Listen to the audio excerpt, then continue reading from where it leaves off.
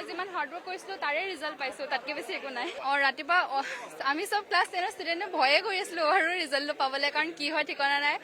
কিন্তু ওলাই আহিলোঁ, মানে মোৰ ছাৰৰ কল আহিলে মালে যে ষ্টেণ্ড কৰিছোঁ, সেইটো মুহূৰ্তত বৰ ভাল লাগিলে।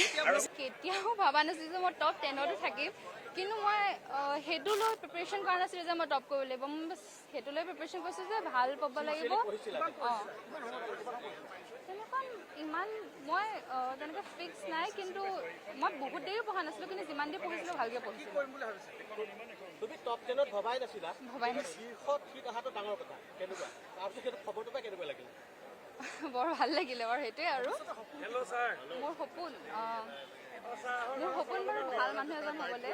এতিয়া মই ভবা নাই যে মোৰ কেৰিয়াৰ পাথ কি হ'ব, কেৰিয়াৰ লাইন কি হ'ব, কিন্তু যিয়ে হওক ভালকৈ কামটো কৰিম আৰু ভাল মানুহ হ'ম, সিমানেই। প্ৰজ্ঞা একাডেমীৰ কথা কি কোৱা? প্ৰজ্ঞা একাডেমীৰ কথা কি ক'বা? প্ৰজ্ঞা একাডেমী আজি তুমি সেৱা কৰিছা। প্ৰজ্ঞা একাডেমী ফেকাল্টিবোৰ বহুতেই ভাল। তেওঁলোক যেনেকুৱা ডেডিকেশ্যন আৰু ছেক্ৰিফাইচ দি পেলাই আমাক পঢ়ায়, সেইটোৰে ৰিজাল্ট আজি আমাৰ স্কুলৰ সকলোৰে ভাল হৈছে। এনেকুৱা নহয় যে মোৰে অকল ভাল হৈছে, মোৰ ফ্ৰেণ্ডছ যিমানো আছে চবৰে বহুত ভাল হৈছে, আৰু শ্বাউট আউট টু দেম। দেউতা মায়ে মোক কেতিয়াও প্ৰেছাৰ দিয়া নাছিলে। মোক যিমান পাৰোঁ সিমানে পঢ়ি যাবলৈ মোক ইনস্পায়াৰ কৰিছিলে, আৰু তেওঁলোকৰ আশীৰ্বাদতে মই ইয়াত আছোঁ। পঢ়াৰ বাহিৰে ডান্সিং, ছিংগিং, পেইণ্টিং। গান গাই ভাল পাওঁ, কিন্তু মই এতিয়া নাগাওঁ। এতিয়া মই নাগাওঁ।